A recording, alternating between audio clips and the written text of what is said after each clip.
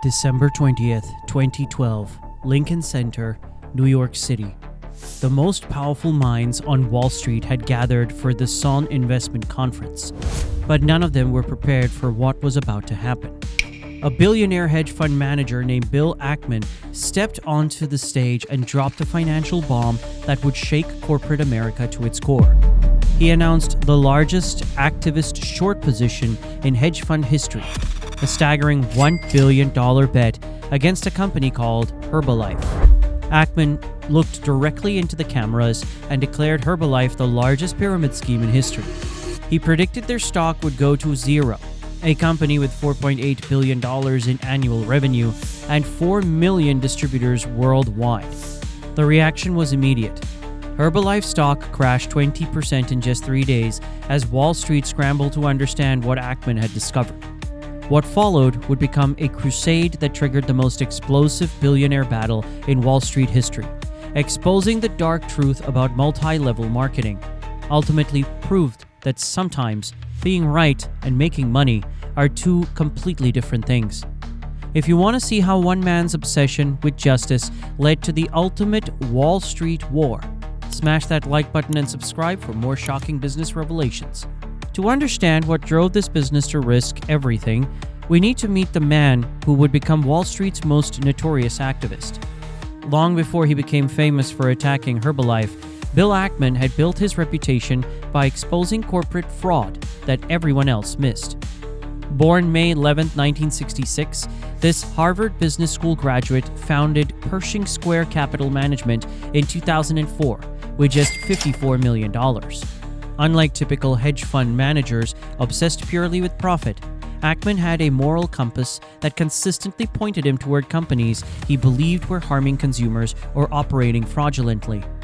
His legendary 2008 bet against bond insurer MBIA during the financial crisis made him hundreds of millions when the company collapsed during the mortgage meltdown. His track record was undeniable. At Wendy's, he forced the Tim Hortons spinoff. At Canadian Pacific Railway, he installed a new CEO and watched the stock soar 350%. His bankruptcy turnaround of General Growth Properties netted him $1.6 billion in profit. Ackman's approach was different from other activists. He took massive concentrated positions, often putting 10 to 20% of his entire fund into single stocks, then used public pressure to force change. In 2011, research from Indigo Group approached Ackman with disturbing evidence about Herbalife's business practices. For months, his team studied the company's compensation structure, distributor turnover rates, and its marketing tactics, which specifically targeted Latino communities. What they discovered went far beyond questionable business practices. Ackman genuinely believed Herbalife was destroying families' financial futures while enriching executives at the top. The investigation consumed him completely. Armed with this research, Ackman was ready to present his case to the world and the Wall Street. What happened at the Son conference wasn't a typical investor presentation. Ackman unleashed a 334-slide PowerPoint titled, "Who Wants to Be a Millionaire?" the most comprehensive public attack on a company in business history. For 3 hours, he systematically dismantled Herbalife piece by piece. He broke down how the company exhibited all 7 characteristics of a pyramid scheme, according to academic research. The statistics were devastating. 99% of Herbalife's distributors made no money or lost money. The average annual earnings for successful distributors was just $5,200. 90% quit within 1 year. Ackman revealed how Herbalife deliberately targeted Spanish-speaking immigrants with promises of financial freedom, often in low-income neighborhoods. Distributors were pressured to open nutrition clubs, costing $8,500 on average, with 57% either making no profit or losing money. The most damning evidence showed that Herbalife's compensation structure rewarded recruiting new distributors over actual product sales to real customers. As Ackman spoke, Herbalife's stock plummeted in real time, losing billions in market value during the presentation. Wall Street Journal, CNBC, and Bloomberg immediately began covering the story as the biggest corporate scandal since Enron. CEO Michael Johnson fired back furiously, calling Ackman's claims a malicious attack based on outdated, distorted, and inaccurate information.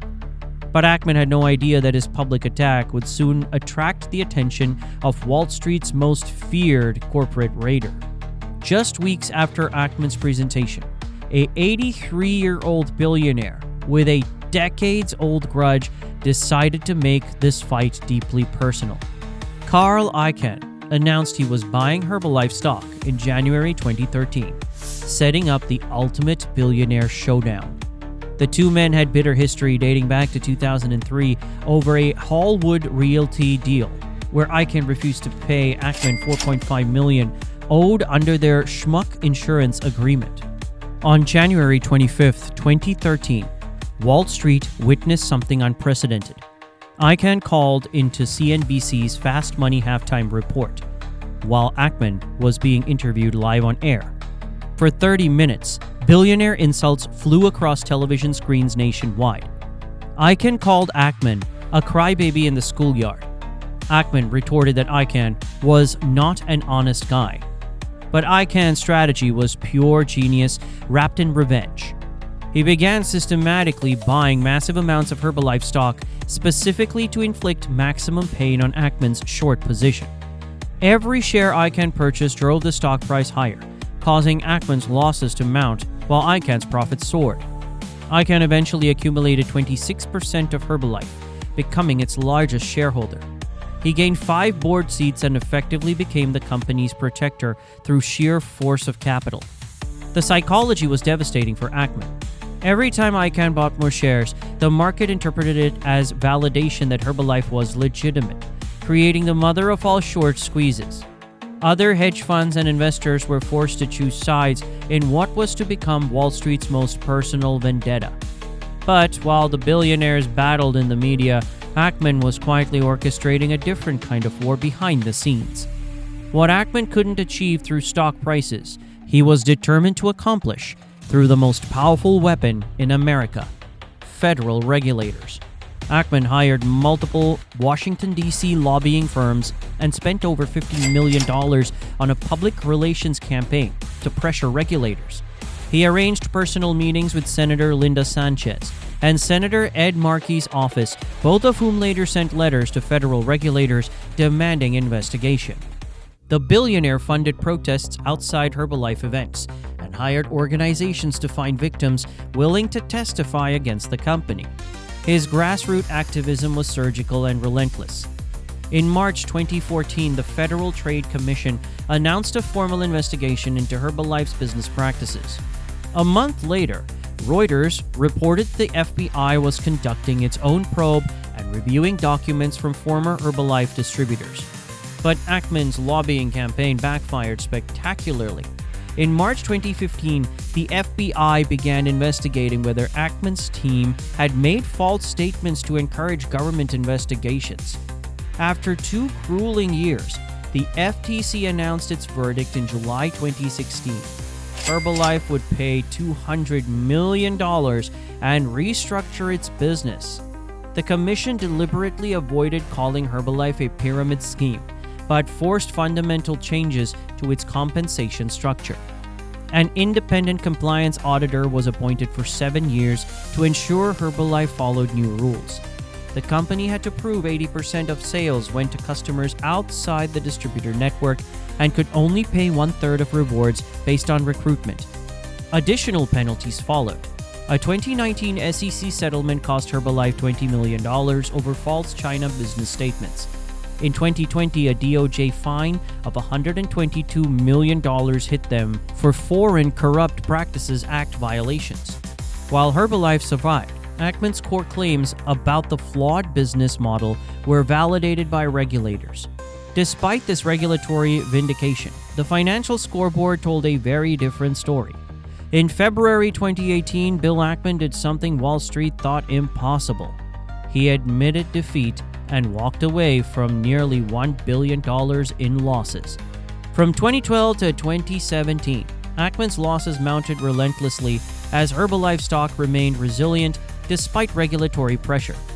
In November 2017, He tried to limit the bleeding by converting his short position to put options. On February 28, 2018, he completely exited his Herbalife position, crystallizing losses of approximately $760 million to $1 billion. The financial loss was staggering. Meanwhile, Carl Icahn took his victory lap. In March 2018, he announced on CNBC that he made about $1 billion from his Herbalife investment. His total profit was estimated at $1.3 billion from trades between 2013 and 2021. In January 2021, Icahn sold $600 million worth of shares back to Herbalife at $48.05 per share. By May 2021, he sold his final 5 million shares through Jefferies, ending his involvement after making a fortune. The Herbalife losses contributed to Perishing Square's disastrous performance from 2015 to 2018, triggering billions in investor redemptions. Ackman's reputation as an activist investor was severely damaged, forcing him to completely reassess his approach. Beyond the financial carnage, the stress of the 6-year battle took a devastating personal toll on Ackman and his family. Wall Street's verdict was unanimous. Icahn had outmaneuvered and humiliated Ackman in the greatest hedge fund battle of the 2010s. The irony was amazing, though. Despite losing nearly $1 billion, Ackman's thesis about Herbalife's flawed business model would ultimately prove prophetic. But sometimes on Wall Street, being right and making money happen years apart. Starting in 2019, everything Bill Ackman predicted about Herbalife began happening in dramatic fashion. Herbalife stock hit all-time highs of $61.47 in February 2019, just months before beginning its devastating decline.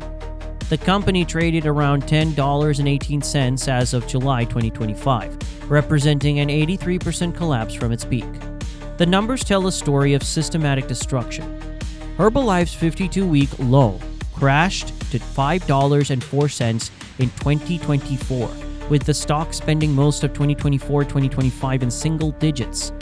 Q1 2025 net sales of $1.2 billion represented a 3.4% year-over-year decrease, continuing a multi-year trend of declining revenue. Financial desperation became obvious. The company issued $700 million in new debt in 2024, pushing their leverage ratio to a dangerous 3.3 times EBITDA. Multiple restructuring programs since 2020 targeted at least $80 million in annual cost savings. In 2024, Herbalife sold their Torrance headquarters for $41.3 million, then leased back the property they once owned. The symbolism was crushing. The 2016 FTC settlement requirements had fundamentally crippled Herbalife's recruitment-based model. When rewards shifted from recruitment to genuine product sales, maintaining their distributor base became nearly impossible. February 2024 delivered the knockout blow. The stock crashed 32% in the single day on an earnings miss, prompting Ackman to tweet about a psychological short victory. Market cap destruction was complete. From a peak value of over $7 billion to around $1 billion. Wall Street analysts became increasingly bearish, with many citing structural challenges to the growth model. Ackman's 2012 prediction that Herbalife business model was unsustainable had proved accurate, just 6 years later than expected. The story of Herbalife's downfall represents more than just one billionaire's vindication. Bill Ackman proved that in markets, being right and making money are two completely different things. Timing can destroy even the most accurate analysis. The Herbalife case fundamentally changed how the FTC viewed multi-level marketing, setting new standards for the entire industry. The 2016 film Betting on Zero, directed by Ted Braun, immortalized the battle and brought mainstream attention to MLM schemes. Ackman's public campaign model was copied by activists worldwide, showing how media pressure could force regulatory action. The defeat taught him humility and forced him to evolve his investment approach, leading to better returns in recent years. Corporate activism would never be the same. The battle proved that even billionaires with unlimited resources could be wrong about timing while being absolutely right about fundamentals. Tell us in the comments, do you think Ackman was a hero fighting corporate fraud, or was Icahn right that he was just a market manipulator? We want to hear your take on this epic billionaires battle. This tale of Wall Street's ultimate grudge match showed you how truth eventually wins, even when it takes a decade. Smash that like button and subscribe for more stories of corporate justice. Ready for another mind-blowing business story? Check out our next investigation. It might just blow your mind.